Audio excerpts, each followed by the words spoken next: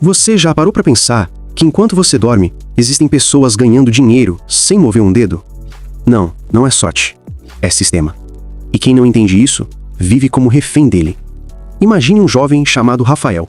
Ele trabalhava em um mercado, ganhava pouco, mas tinha um detalhe que mudava tudo. Ele enxergava a vida como um tabuleiro de xadrez. Enquanto os colegas gastavam cada moeda em coisas que desapareciam no mesmo dia, ele fazia algo estranho. Guardava. Mas não apenas guardava. Ele estudava como cada centavo poderia se multiplicar. Só que aí vem a parte mais curiosa. Rafael descobriu uma coisa que quase ninguém fala. As pessoas pobres querem dinheiro rápido. Os ricos querem dinheiro constante. E é essa diferença que separa os que vivem correndo atrás dos que vivem sendo perseguidos pelo próprio dinheiro. Pensa nisso. Enquanto a maioria acredita que liberdade é comprar, Rafael percebeu que liberdade é escolher. E escolher só é possível quando você controla seu tempo, e não quando o tempo te controla. Agora, aqui está a chave que quase ninguém percebe. O banco quer o seu tempo, a empresa quer o seu tempo, a dívida quer o seu tempo. Mas quem entende o jogo, transforma o tempo em aliado. E foi isso que Rafael fez. Ele começou pequeno, invisível, mas cada movimento parecia calculado. As pessoas zombavam. Para que deixar de sair para guardar moeda? Para que estudar se nem faculdade ele tem? O que ninguém sabia é que por trás daquela aparente renúncia, Rafael estava montando algo que mudaria completamente o destino dele. E aqui entra o detalhe que muitos ignoram. A riqueza não nasce de um golpe de sorte. Ela nasce do acúmulo de escolhas certas, parecendo insignificantes no início, mas que, como uma avalanche, ganham força, até que nada mais consegue pará-las. Rafael não parecia especial. Um garoto comum, de bairro simples, que andava sempre com a mesma mochila rasgada e um caderno cheio de anotações. Mas dentro daquele caderno não havia apenas contas. Havia planos, esboços de futuros que ninguém imaginava que ele pudesse viver. Enquanto os colegas sonhavam com o próximo celular, Rafael sonhava com o próximo movimento. Ele não dizia nada, não exibia nada, mas observava tudo. E foi observando que ele percebeu um detalhe brutal.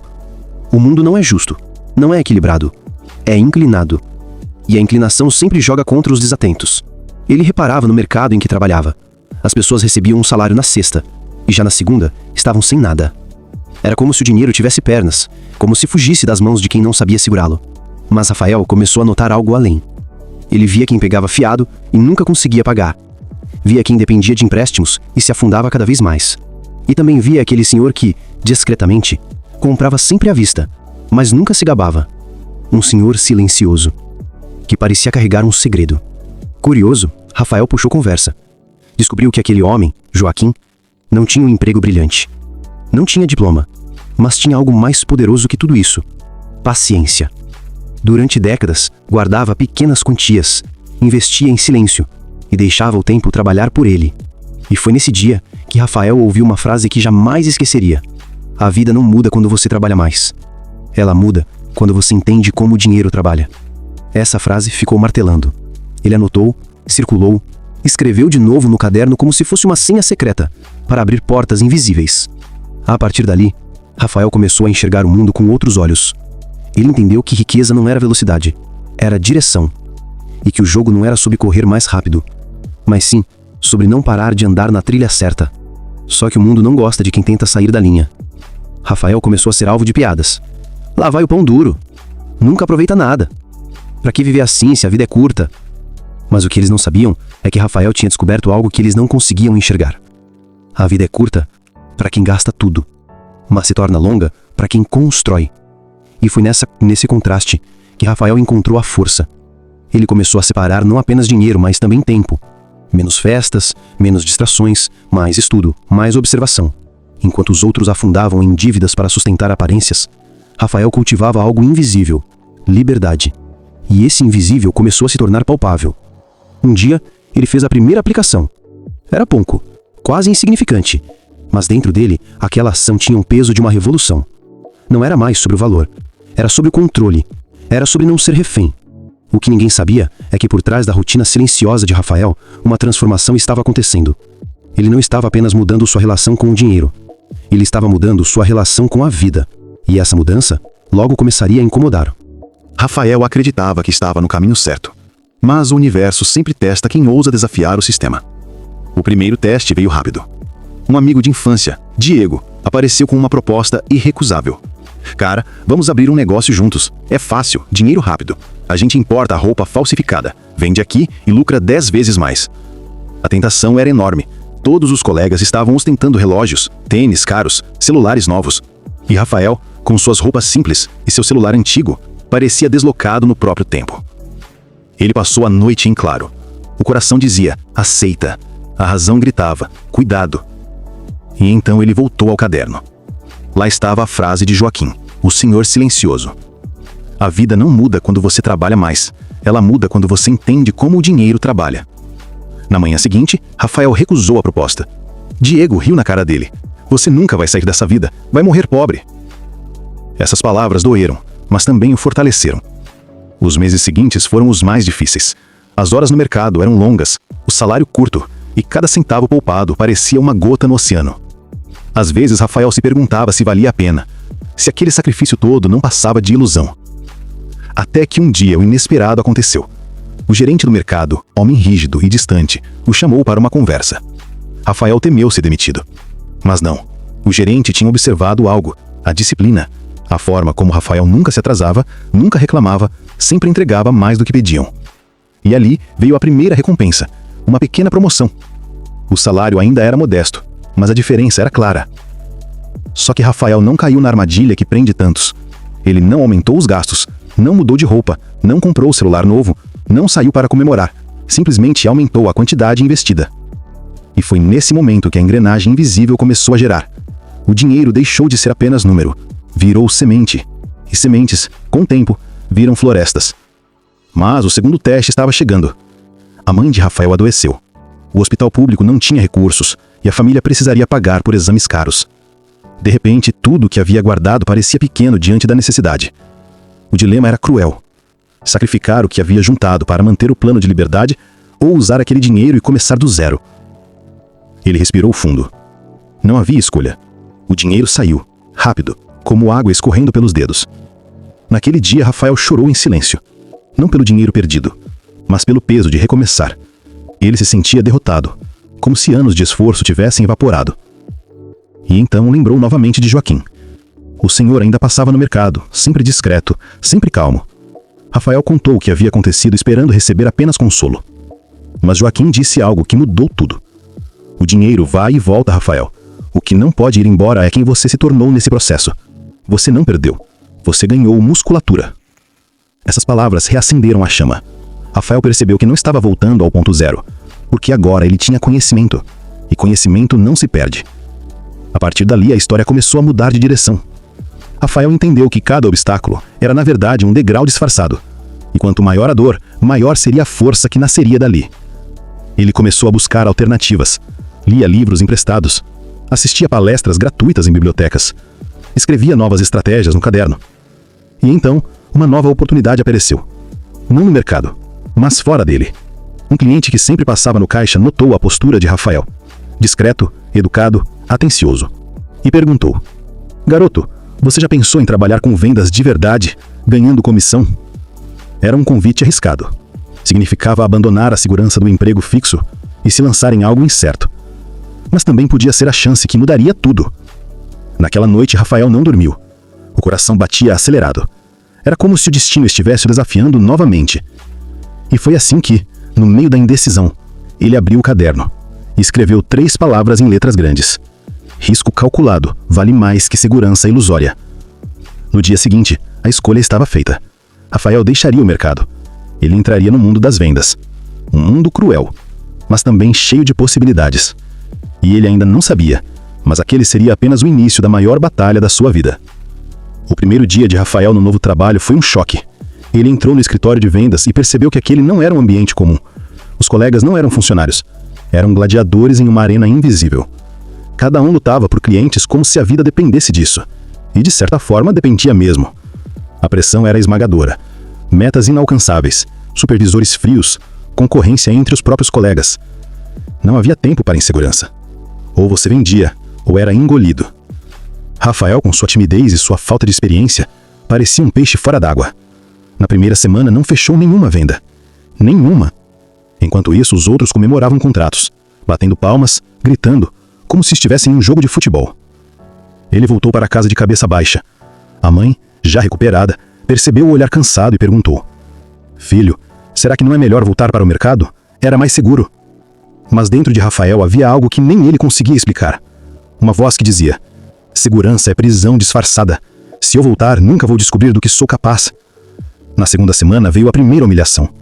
Ele tentou abordar um cliente em potencial, mas foi interrompido no meio da frase: "Garoto, não perca meu tempo." As palavras cortaram como facas.